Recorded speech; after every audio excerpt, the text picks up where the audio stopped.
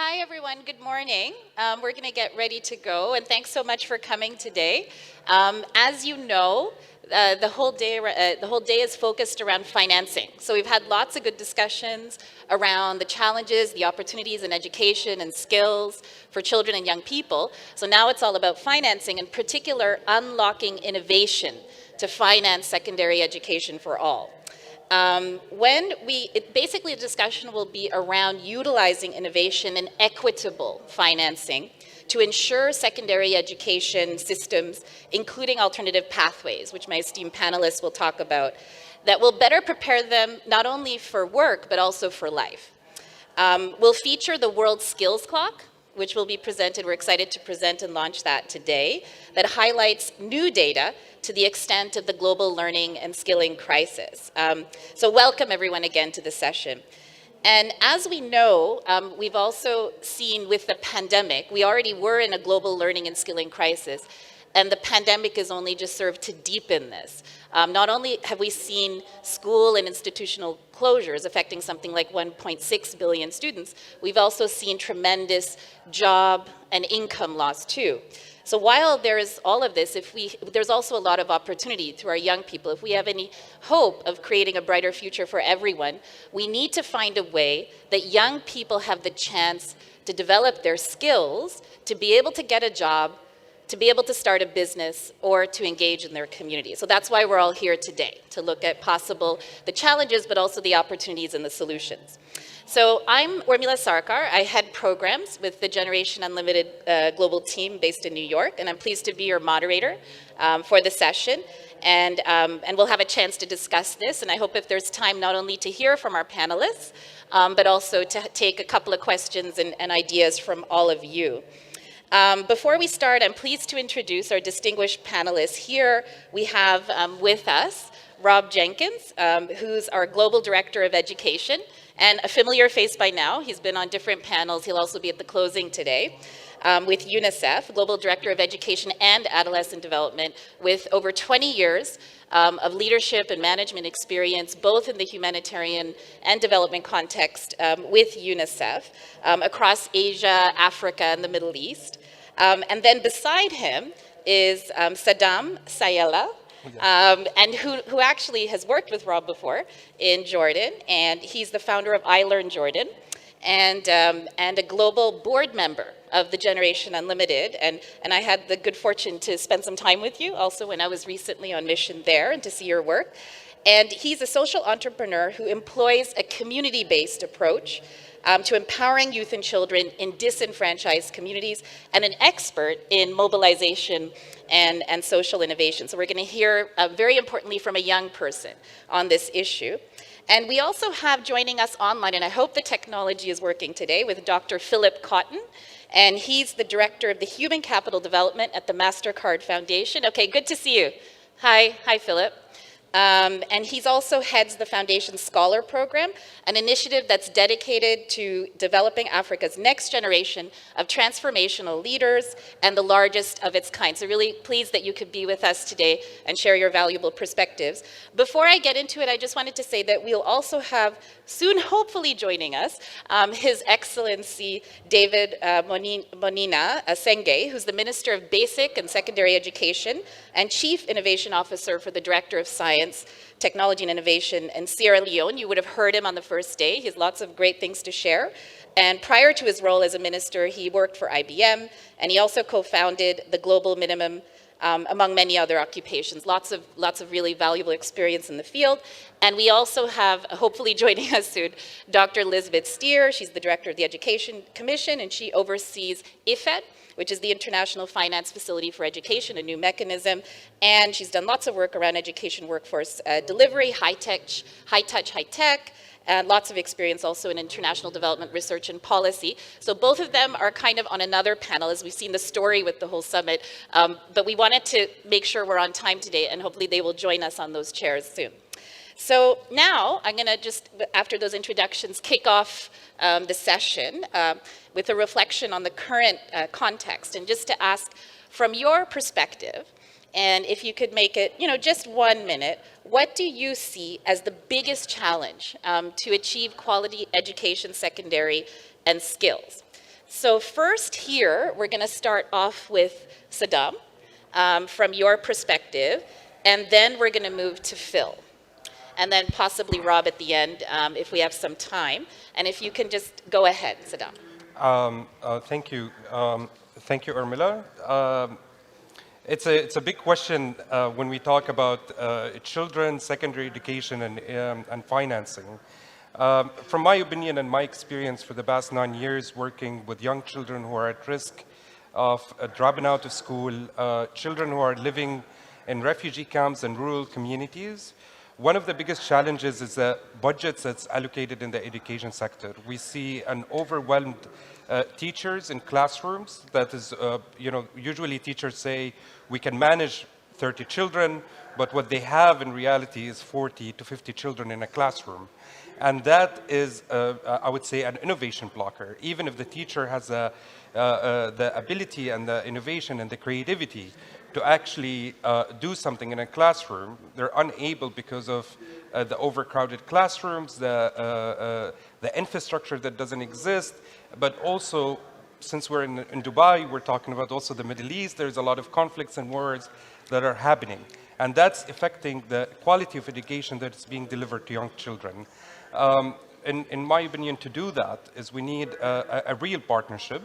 I'm here as a young person leading an initiative, an organization in Jordan working with the most vulnerable, but also I'm representing Generation Unlimited, where we work with young people and we try to bridge the gap and close the gap actually through public-private youth partnerships. And the key here to actually be innovative in financing, we need this kind of blended hybrid model that actually work on the ground to deliver the quality of education that we need today and to respond to the emerging need of education. Thank you, Urmila. Yeah, thanks so much, Saddam. And I think obviously lots of pertinent issues around budget and funding cuts, but you also raised the importance of innovation. So that'll be good to discuss because it's not only about increasing budgets, but also how can we look at innovations and cost-effective solutions. So I'll just move over to Philip, who's online with us. And if you could also just add to that kind of from your perspective, Philip. Uma, thank you very much. And good to hear Saddam speak as the young person on the panel, and I'll speak as the old person on the panel. You know, over the next 10 years, we can expect over 46 million students to enter the secondary school system in Africa. And to date, the Mastercard Foundation has channeled about 350 million US dollars into secondary education in Africa, which is a reflection of how important we believe the system is. And in 2020, you will have seen that we released a report on secondary education in Africa. And it's key to recognize that secondary education in Africa is the last and the highest formal level of education that many young people receive before they enter the world of work. And even then, many of the young people in secondary education leave secondary education without their qualifications. So just to build on what Saddam said, you know, this is about delivering education at scale, but also with the right scope so that we ensure that we reach the rural poor and the girls who show promise in education. This is about quality teaching. It's about quality learning that precedes teaching, and of course, quality assessment. It's about getting children to school, but also about getting school to children. It's about equity, it's about fairness, it's about justice. It's about being true to the promise of the youth, but also being true to our duty to keep the promise to the young people of Africa and globally who are in education. Thanks, Uma. Yeah, thanks so much, Philip, and really important points. I mean, secondary education will be, for most young people around the world, in Africa and Asia, the Americas, the Middle East, that will be the introduction to the world of work, what comes after. And it's about, like you said, access and access to schooling, but it's also it's not enough just to be in school, but are the young people learning? Are they acquiring the skills they need to survive in the world of work? So really important points to complement what Saddam said. And then I move over to Rob, if you want to round it up with a couple of reflections on your end. Well, thanks. I'm thrilled to be here. And the good news is Liesbet's also on her way, so she'll join and talk more about the skills clock. As you see the title there, Unlocking Innovations to Finance Secondary Education for All. So, and today, as you know, on the 3-day summit, we're talking about financing. So I'm just going to drill in on financing. I think the simple idea of the clock that you're going to soon see, but basically the simple idea of putting anything out into the public is that if we start to see some numbers around skills and the level of skills, that will generate a discussion on the importance of financing to address the gap. That's the idea. It'd be great to hear from people here. Is that going to work? By getting numbers out, are people going to feel more motivated? I don't think we need to spend too much more time talking about the importance of skilling youth and the skill. I think that's given. I think youth themselves know better than anybody that enormous gap. So we're trying to figure out how to finance it to provide youth with more opportunities to become skilled. And by financing it, the idea is let's get it out in the public. What is the situation? What is the level of skills? And I think now, what could then happen? Hi, Elizabeth. Great to see you. So, by putting this out in the public, what are we hoping then would happen? Public and two things, I think. I think we're going to generate greater partnerships, because obviously we're not going to fill this financing gap without the private sector, without community-based groups, without youth themselves, so we're going to, like with global champions like the fellow panelists from Mastercard, amazing leadership they're showing. So we're going to generate greater partnerships, more people coming together and introducing each other and going, hey, let's work together in finance. The second is we're going to provide bottom-up pressure to hold leaders accountable. Because the reality is it's being underinvested. And so somehow we're looking at joining hands to create pressure for those who do have money, whether that's governments or private companies or others, to release some of that money, allocate some more money to skilling for youth. The last thing I'm going to say is, but where would that money come from? Are we talking about new money, like more taxes or for public resource or private companies that are going, or are we looking at reallocations? Or are we looking at just spending the existing money better, in better ways? I think it's probably all three.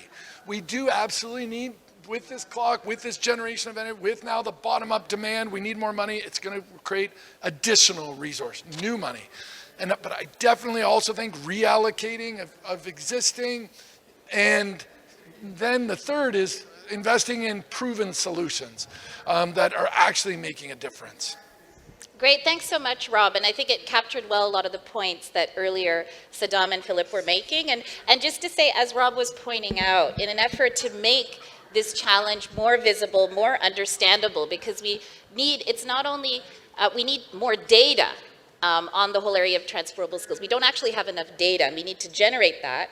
But we also need to make that visible and understandable to all those key decision makers around the world, all those governments, private sector that also decide on allocations and funding that go to secondary education and prioritize that. And that's why UNICEF, the Education Commission, and the Generation Unlimited, that's why we are very excited about this initiative, and came together also with the World Data Lab and designed a World Skills Clock. And we're really pleased to be able to launch the clock today. And Rob already said a little bit of a prelude, and thank goodness, Liesbet, you were able to come. And I did your introduction already earlier, but just so glad that you could come and do it personally yourself to talk, if you could actually take us through that, the demo. Is it on? Oh, great. Well, I thank you so much, and I really apologize for being late. It wasn't that I didn't think this was so important. I was with Minister Reem in another session, sitting next to her, and she was actually speaking to me, so I didn't feel I could leave. But this is very important moment for us today, because people have already very eloquently said why this is important, why we need to do this. So maybe, can I stand up? Yeah, you can. Okay, Yeah, because I think this will be easy. This I is like the looking demo, at the big so this is screen. the demo. Yes, but still. So the clock, what will it do? It will actually create an interactive tool where people can go and look right now how many children and young people in the world do not have the necessary skills for the future, for the workplace, or to go on to higher education. It will drive the global conversations, the local conversations. That's really what Rob was also referring to. We want to create momentum around this. Why is education not being talked about as much as climate is? Why are youth not on the streets the same way youth are on the streets about the climate problem? This is what we are trying to do. We are trying to create momentum, and we're trying to create energy.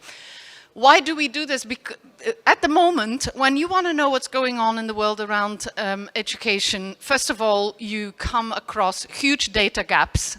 We don't know what's going on. When we do know what's going on, it's often 5 years old or 3 years old. We also don't know what's going to happen in the future. No one actually has really been projecting forward if we keep going the way we're going, what happens in 5 years and in 10 years' time. And then we haven't been communicating it well. So no wonder that indeed the resources are not flowing to this issue, because people don't understand the depth of the crisis we are in. So this is the World Skills Clock is actually based on other clocks on the other SDGs, and the first one was the World Poverty Clock. It was launched a few years ago to really get a sense of what's going on with poverty around the world. And when you go online today and click or Google World Poverty, this is what you see, the World Poverty Clock. You don't see the United Nations or the World Bank or anything, it's the clock. The World Poverty Clock was then succeeded by the Hunger Clock, the Water Clock, and there are other clocks in development. And what we'd like to do is actually make education part of that. So if we go on, what we have done so far is develop a prototype. This is sort of a beta version. We're not yet having the full extent of what this is, but we have made a really good start in putting this together and envisaging what this could be. So today, this is the number of young people who are leaving education or have left education between 15 and 24 who do not have basic secondary level skills. This is a tragedy. 60% of the world, children and young people, are in this situation.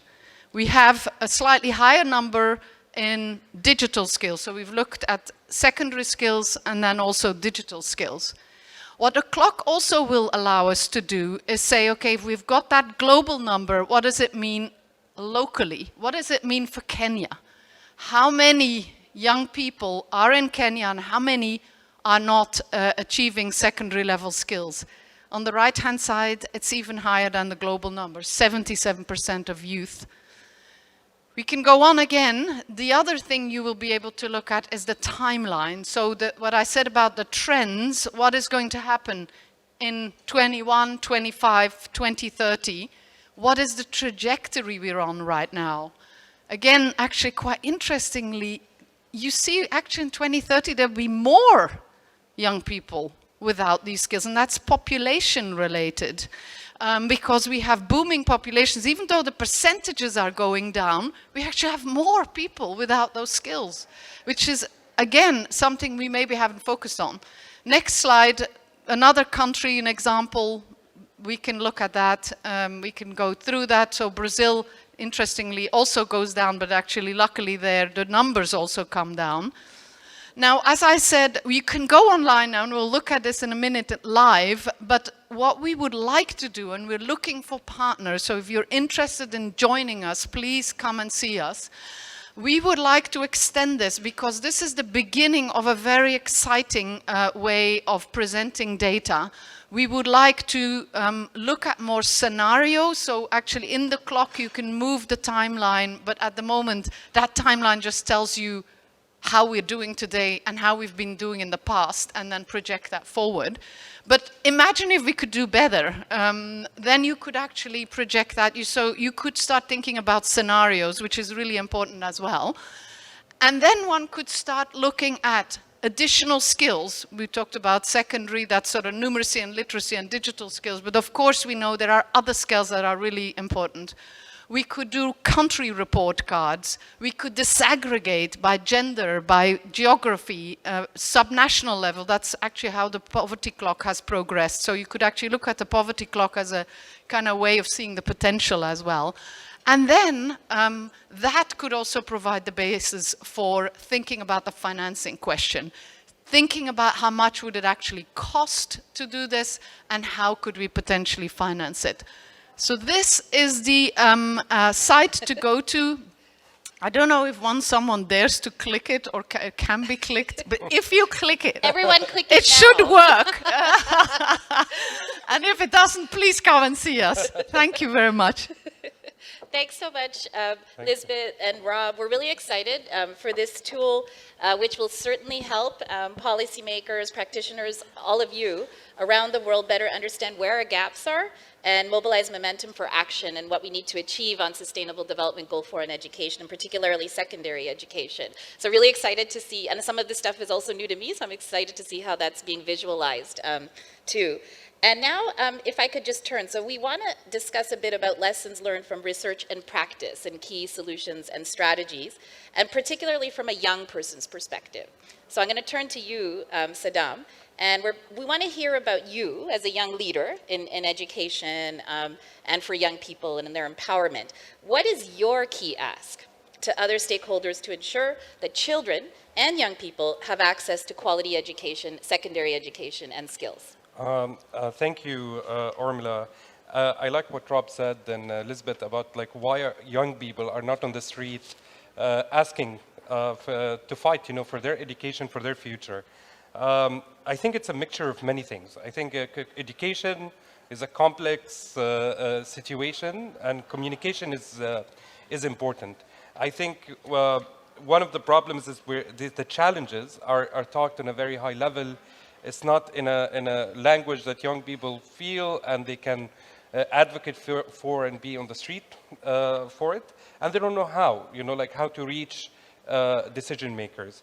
But today I'm looking at, what I do at iLearn and what I see across the MENA region and globally with young leaders. I myself am a dropout. I grew up in a refugee camp, but here I am. I'm leading an educational organization that is working to be a social enterprise, and that's a financing model that many young people are going forward to, because donors, government funding, and so on is lacking, and it's going to on a national, global platforms. It's not going into a very local solution type of models. And with COVID, I think what we see is a movement from global solutions into local solutions. What is actually working? When the lockdown happened, we all looked into what young people were doing to solve the biggest challenge, which is the digital divide, for example. What we did is we distributed 9,000 tablets, for example, to vulnerable children in refugee camps and rural communities. And other young people were doing, the COVID vaccine awareness.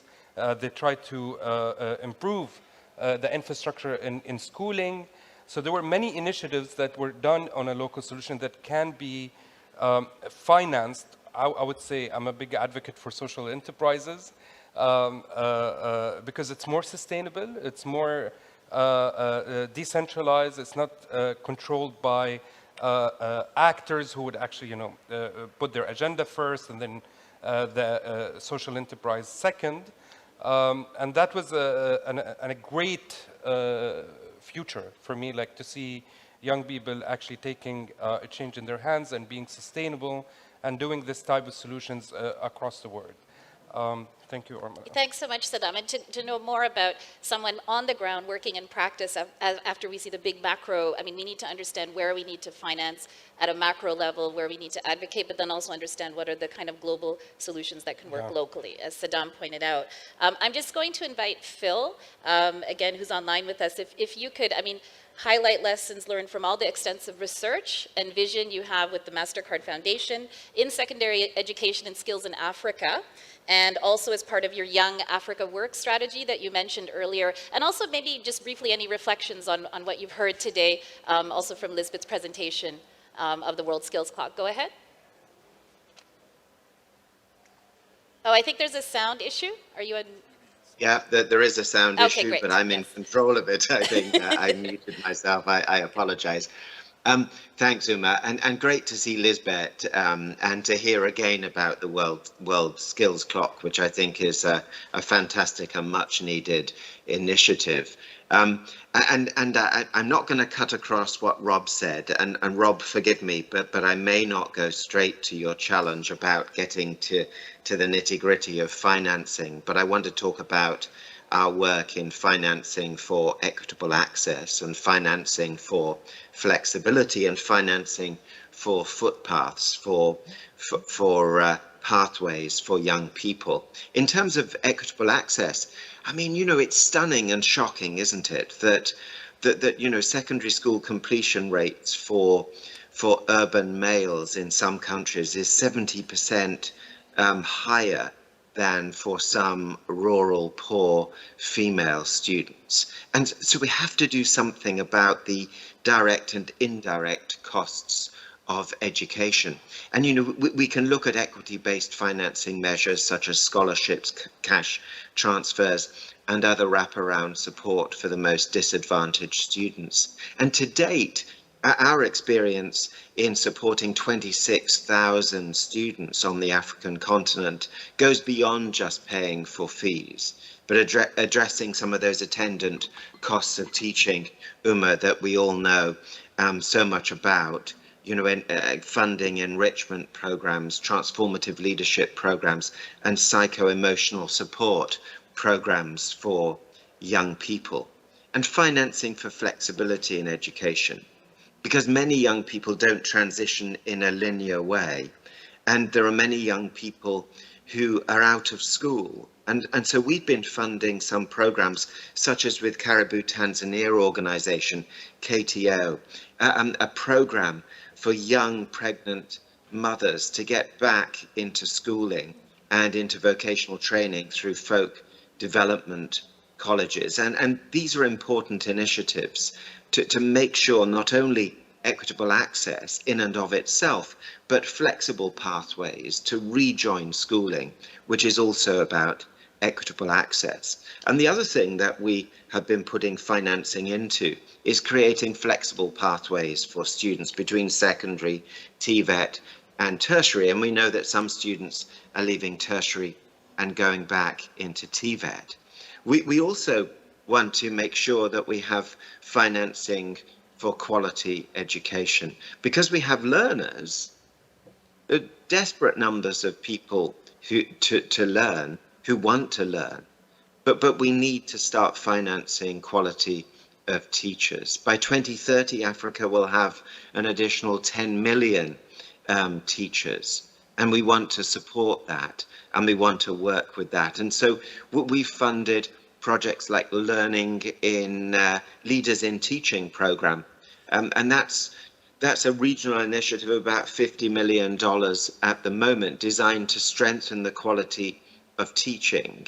But before that, to lead with learning, because it's the quality of learning that actually matters more than anything else. So actually to position learners and the importance of learning and assessment, and to then match those needs with quality teachers.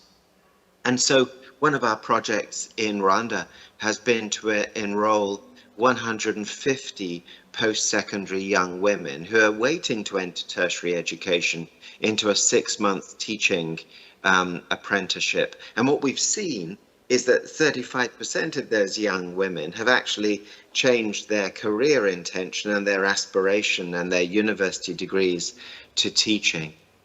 And we also want financing to go into equipping teachers with digital literacy and 21st century skills and pedagogical approaches so they can facilitate learning in these domains. And of course, we also want financing for relevant education. The secondary education report that I mentioned earlier highlights that young people enter the job market without the required skills, such as analytical thinking, problem solving, communication, and creativity. And many employers are struggling to find young people with those skills. And we want to make sure that the young people with those skills, and many young people have those, the beginnings of those skills before they enter the education system. And despite what happens to them within the education system, they leave with those skills. We want to make sure that we preserve and protect those skills. And so those are just some of the things that we're beginning to do and some of the things that we've built up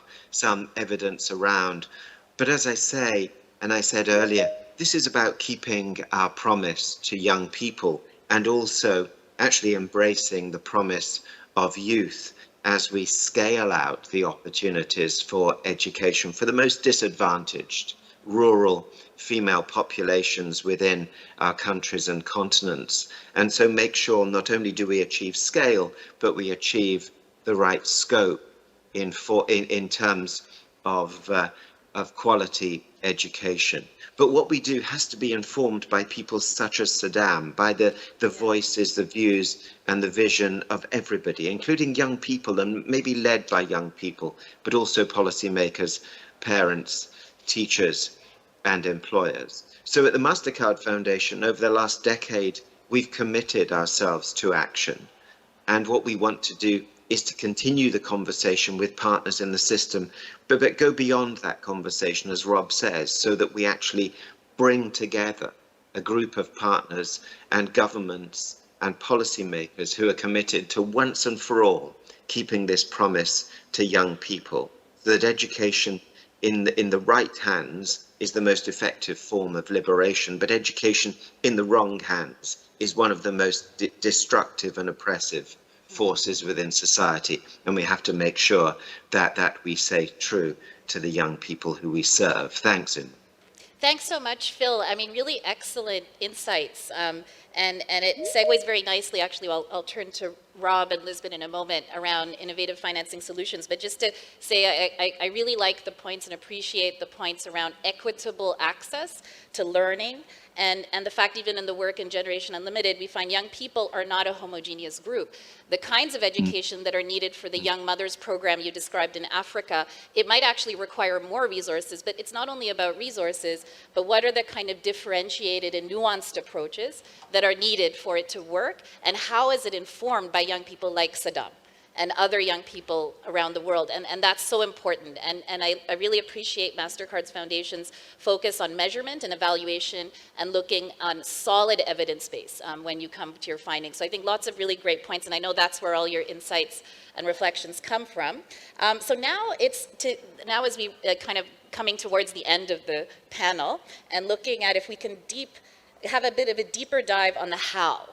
So what are the kind of innovative financing solutions that are really needed to enable young people to access quality secondary education, alternative learning pathways, skills they need to thrive in work and life? So we'd first hear from Rob and then move over to Liesbet. Well, thanks. I'll be really brief, but unfortunately, none of the 800 million or nearly 800 million youth that Liesbet put up on the number are here today. I mean, they're not here for the last 3 days. I mean, they're anywhere close to this. So we're talking on their behalf, and I guess we're kind of thinking this is maybe what they think. But back to Phil's great point, it'd be great to hear from them.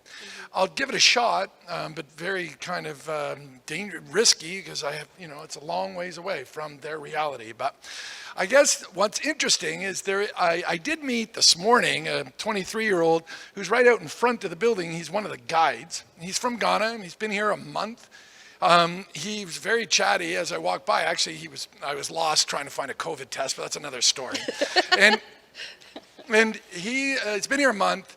He's also not one of the 800 million. He has his BA in procurement. He would love to talk to people. And honestly, I'm on a plenary this afternoon. I would love to just bring him up, but I don't think that's allowed. But anyways, so I'm like, so where are you 5 years from now? After we were chatting and he sorted out my life on the COVID test, he's like, and why did you end up here? He's like, well, government could never hire me. The government's not hiring myself or any of my friends, even though I'm a graduate. He said the private sector, large, big companies, is a disaster in the country he came from. He's from Ghana, I think I mentioned. He's like, there's no jobs. So he's like, the thing about Ghanaians is we're very creative. We've got tons of ideas, but we don't have any seed capital. There's no money for us to start our companies. And I'm like, well, do you think you need training and entrepreneurship? Whenever he kind of looked at me like, why would I want to be trained by you? You can't find a COVID test, you know?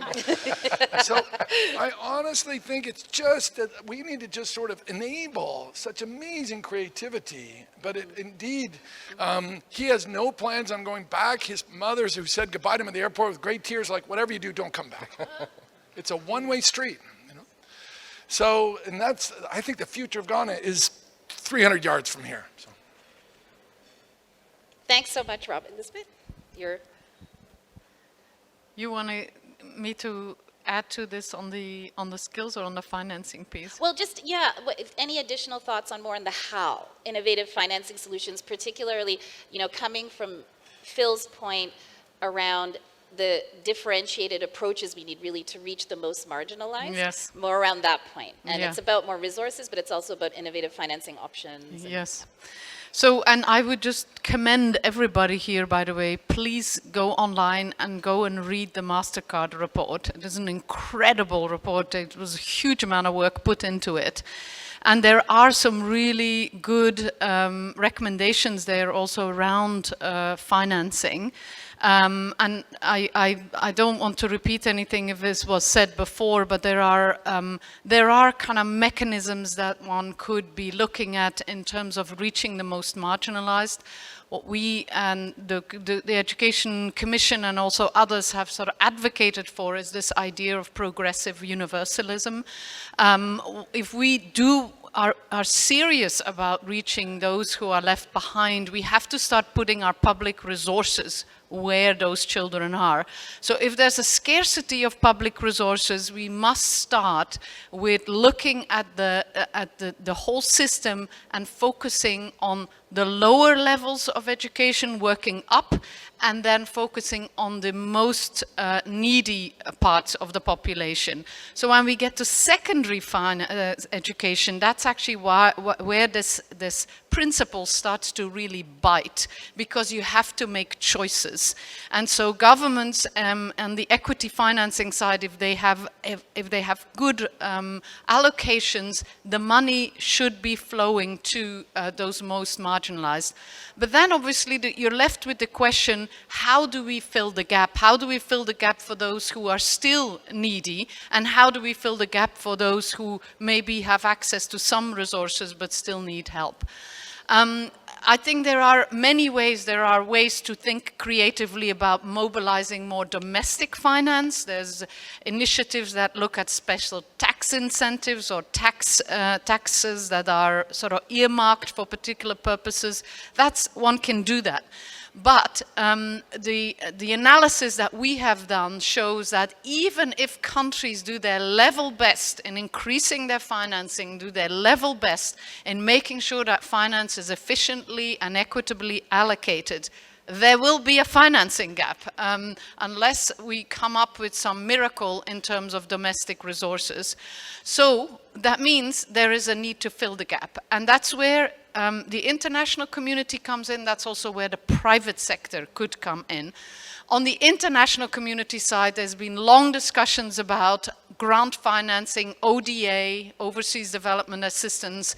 Can we increase that more? Could we push the countries more to put in 0.7 of their GDP and put in 15% of that to education? If you do that, you're still not filling the financing gap. So we have to take it even further. That's why we also have been thinking about new financing mechanisms using guarantees and more innovative ways of creating that public finance through an instrument called the International Finance Facility for Education, and also Generation Unlimited and UNICEF have been working on an instrument called GIGA, which is trying to look at connectivity for schools with innovative financing. On the secondary education side, there is also opportunities to bring in the private sector. As Rob was saying, actually there is this kind of issue with the labor market, of course. In many countries the labor market is still underdeveloped and so on. But we should try and find solutions that draw in the private sector more to fill the gap, especially, for example, when it comes to technical and vocational training in sort of upper secondary and advanced education. We haven't really tapped into the opportunities to look at private sector solutions as well. So this kind of our discussions have tended to be slightly slanted towards the public sector because there's obviously the SDGs, we all subscribe to free education, but that doesn't mean that we can get there today, and it doesn't mean that the entire sector in every country will be free. I come from a country where I was very lucky to get free higher education, but in many countries that's not the case. And we need to look in the context of each country, what could be mobilized through private resources, what can be mobilized through public resources, and make sure that these public resources go to those who need it most.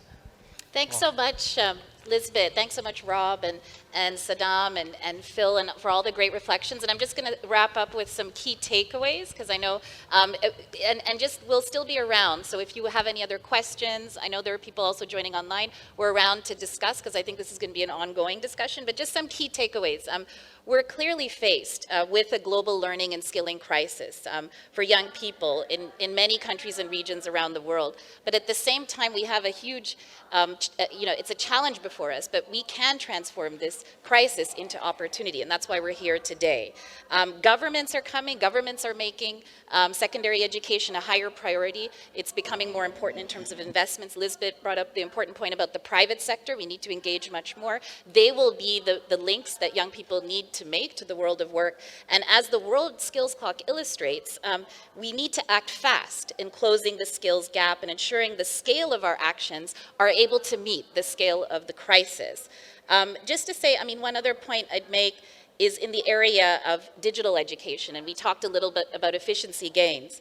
And it could actually help the efficiency and quality of education. Historically, government education expenditures have gone into delivering education from schools, employing teachers, but this, with a kind of this relative small fraction of education budgets, if it goes into the development of educational resources at secondary level, in a digital paradigm, the cost of delivering education and skills can actually drop dramatically. Blended approaches, which could free up funds actually for improving the quality of secondary education. So it's kind of looking at not only more resources, but how can we work within the budget envelope to, increase equitable quality education. And just a final point that I think has been raised, especially by Phil and by Saddam, about the importance of resources, but also what are the strategies? What are the particular strategies that we need to reach, whether it's a young mother or it's a tribal girl, or it's an ethnic minority in a particular country, and what are the kind of strategies and solutions that will work for them? They can be globally scaled, but they'll also have to be context-specific in country, and that has to be part of the challenge, linked to monitored and measured results and real impact for young people. So with all that, just to thank the panelists and all of you for coming today, all these really great, valuable insights, contributions, and for joining us online. And we're still here if you want to discuss with us. But thanks very much. Thank you.